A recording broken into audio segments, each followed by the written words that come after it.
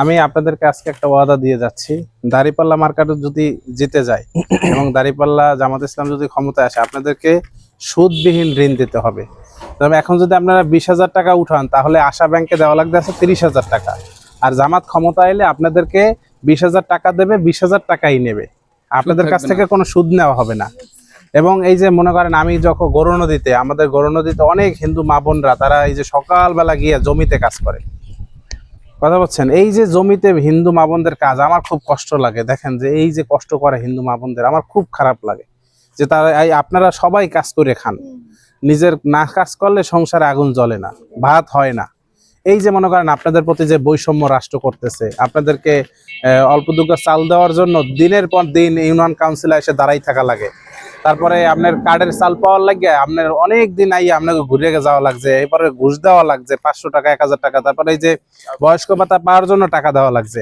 জামাত ক্ষমতা আইলে এই যে চাউল আপনারা এসে এখান থেকে লাইনে নিতেন না, এই চাউল আপনাকে দরজায় চলে যাইবে ইনশাআল্লাহ। আপনাদের দরজায় জামাত ইসলাম, এই যে আমরা তো এই এলাকারই সন্তান। আমি তো আমার পরিচয় দিলাম যে মোহনকাটি আমার আত্মীয়, আমার বোন বাড়ি। আমি আপনাদেরকে ওয়াদা দিয়ে গেলাম যে জামাত যদি ক্ষমতা আসে, আপনাদের যে প্রাপ্য রাষ্ট্রের কাছ থেকে, এই যে আপনারা কষ্ট করতেছেন, আপনারা যে ভালো লাইফ, যাতে সুন্দর একটা জীবন যাপন করতে পারেন, সেই ব্যবস্থা আপনাদের করে দেবে। আপনাদের সন্তানদের পড়াইতে পারেন, যেরকম এই সরকার আপনার একজন গর্ভবতী মা, তার এত কষ্ট, তারপরও তার হসপিটালে যাইয়া 30,000 টাকা সিজারের জন্য গুনতে হয়। জামাত ইসলাম উদ্যোগ নিয়েছে যে এই মার 5 বছর পর্যন্ত সন্তানের সকল চিকিৎসা ভাতা সব ফ্রি, এবং সিজার ফ্রি, চিকিৎসার যত ঔষধ লাগবে সব ফ্রি, কথা বলছেন। এবং নারীদের মধ্যে যারা উদ্যোক্তা হইতে চায়, যারা কাজ করে খাইতে চায়, তাদের জন্য কর্মসংস্থানের ব্যবস্থা করবে।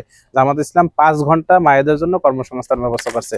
জামাত ইসলাম বলেছেন যে মায়েরা 5 ঘন্টা কাজ করে তারা পুরো মাসে মানে 8 ঘন্টা ডিউটির টাকা তারা পাইবে, কথা বুঝতে পারছেন।